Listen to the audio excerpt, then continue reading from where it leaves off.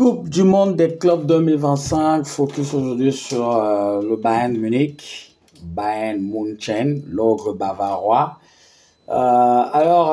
J'ai réfléchi sur le titre à donner à cette vidéo et je me suis dit, voilà, dernier tour de danse pour Thomas Müller. Ouais, je pense que c'est ce qu'il faut dire parce que le génial, le fantasque milieu de terrain. Bon, finalement, on ne sait pas où il est milieu de terrain, il est attaquant tellement, il est polyvalent et il est bon à tous les postes sur lesquels il évolue que, bon, moi j'ai choisi milieu de terrain. Donc, c'est sa dernière compétition avec le Bayern Munich. Et on peut se dire qu'au niveau motivation, que ce soit pour lui, ses coéquipiers, le staff et le dirigeant, ils aimeraient bien lui offrir ce titre-là en guise de cadeau d'adieu. Donc voilà, alors le Bayern Munich, c'est une institution. Hein. Je pense que c'est plus un club à présenter. Il y a le Bayern Munich et il y a les autres. Tu as ces 34 titres de champion d'Allemagne, 20 titres de Coupe d'Allemagne, 20 fois vainqueur de la Coupe d'Allemagne, 6 fois vainqueur de la Champions League et 2 Coupes du Monde de club à l'heure actif. Donc, niveau palmarès, c'est, on va dire, ce qui se rapproche le plus d'un club comme le Real de Madrid. Après, il faut dire qu'actuellement, ils arrivent à cette compétition avec tout fraîchement auréolé de leur titre de champion d'Allemagne. Ils ont terminé premier du championnat avec 82 points. Ils ont terminé à 13 points du Bayern Leverkusen. Ils font partie des grands favoris pour la victoire finale de cette compétition.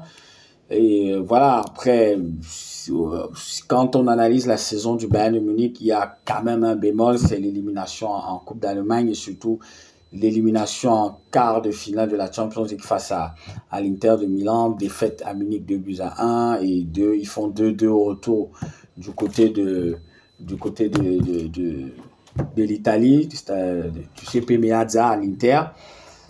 Voilà, le Bayern de Munich et leur entraîneur aussi à la pression, Vincent Kompany, parce que on va dire c'est un jeune entraîneur. Pas vraiment, mais c'est un jeune entraîneur au haut niveau, au top niveau, c'est encore un jeune entraîneur, ça on va pas se mentir. Par exemple, il a été relégué en Premier League avec Burnley et juste après, il est promu en tant qu'entraîneur du Bayern de Munich parce qu'il faut dire que il y avait pratiquement personne pour occuper le job du côté de Munich. Ils avaient fait une shortlist de plusieurs entraîneurs, il y avait le nom de Vincent Kompany dessus. Après, un choix par défaut, un choix justifié, c'est l'avenir qui nous le dira parce que quand tu regardes les calibres qui étaient sur cette liste-là, tu te dis, voilà, si l'un d'entre eux dit oui, jamais le Bayern va aller chercher Vincent Kompany. Après, il y a beaucoup de choses à dire à son sujet. Il a un jeu stéréotypé, mais il faut pas qu'on se mente, c'est que le Bayern Munich, que Vincent Kompany prend quand tu regardes l'effectif, ce sont des joueurs qui sont là depuis. Donc, on ne lui a pas donné aussi l'occasion de réinventer son effectif, mis à part, par exemple, Olysée qui est arrivé cette année et Harry Kane qui est arrivé l'année dernière. Mais pour le reste, ce sont des joueurs qui sont là depuis. À un moment donné, il y a une sorte de lassitude, il y a une sorte d'usure.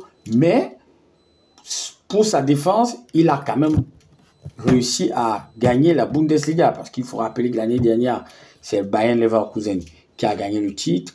Donc, il était très important pour le Bayern Munich de reconquérir le titre national. C'est qu'ils ont fait avec Vincent Kompany comme entraîneur. Maintenant, sur cette Coupe du Monde des clubs, il sera question pour lui de façonner déjà les contours de son équipe pour la saison prochaine. Et pour cela, voilà, au niveau de son effectif, tu as des joueurs comme D'ailleurs, qui est parti à Monaco. Et surtout, tu as Leroy Sané. Ça, c'est la grosse surprise, la grosse bombe. Leroy Sané, qui est parti du côté de Galatasaray. Défensivement parlant, le Bayern a eu beaucoup de problèmes avec Davis qui était blessé. Tu as Upamecano qui était blessé. Donc, et Kim Min-jae, le Coréen, qui n'a pas véritablement fait l'unanimité. Donc, il était question pour les Bavarois de recruter un défenseur. Ce qu'ils ont fait avec Jonathan Tah, qui arrive du Bayern Leverkusen. Au milieu de terrain, ils ont eu pas mal de problèmes avec la blessure de Musiala, Jamal Musiala, qui est le maître à jouer de cette équipe, ce qui leur a beaucoup manqué, qui a poussé justement un joueur comme Michael Olise à revenir au milieu de terrain pour jouer derrière Harry Kane. Ce poste qu'il a, voilà, exploité tant bien que mal. Hein.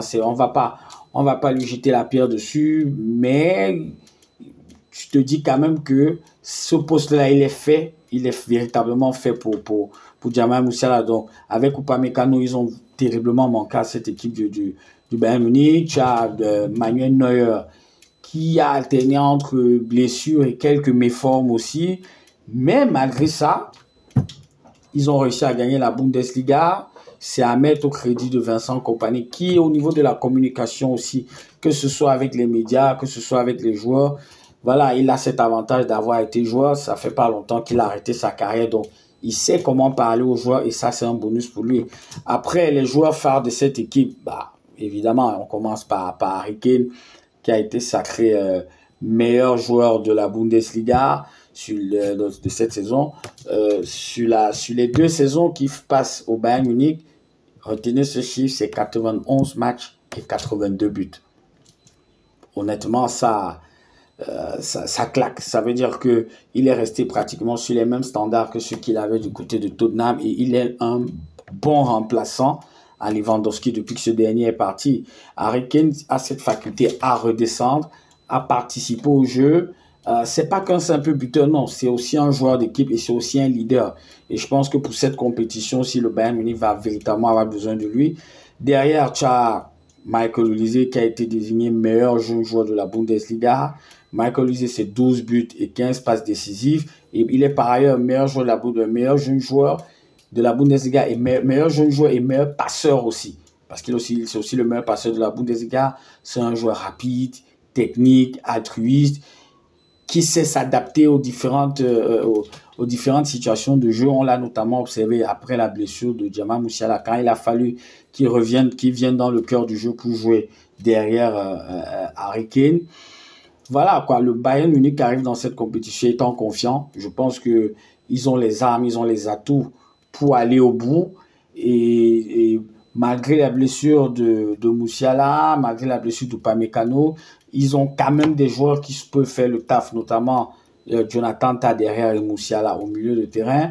Tu as, je le disais à l'entame de cette vidéo, l'éternel, le grand joueur, le fantasme, Thomas Müller, qui aura véritablement à cœur, et ça j'en suis sûr, il aura véritablement à cœur de terminer sur une note positive. Je sais qu'il va tout donner. Et même lorsqu'il n'est pas sur le terrain, il a cette faculté-là à haranguer ses partenaires pour les pousser à aller chercher au plus profond d'eux-mêmes.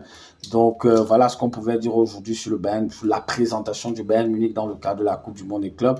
À rappeler qu'ils sont dans le groupe C avec Auckland, Boca Juniors et le Benfica Lisbonne.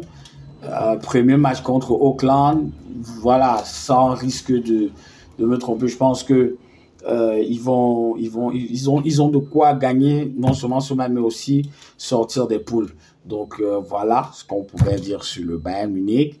On arrive à la fin de cette vidéo. N'oublie pas de cliquer. Il y a la petite cloche en bas, il y a la notification. Tu likes, tu partages, tu commentes, on échange dessus. Quelles sont tes attentes par rapport à cette équipe du Bayern de Munich lors de cette Coupe du Monde des clubs? J'attends vos avis et on va échanger ensemble. Allez, ciao, ciao.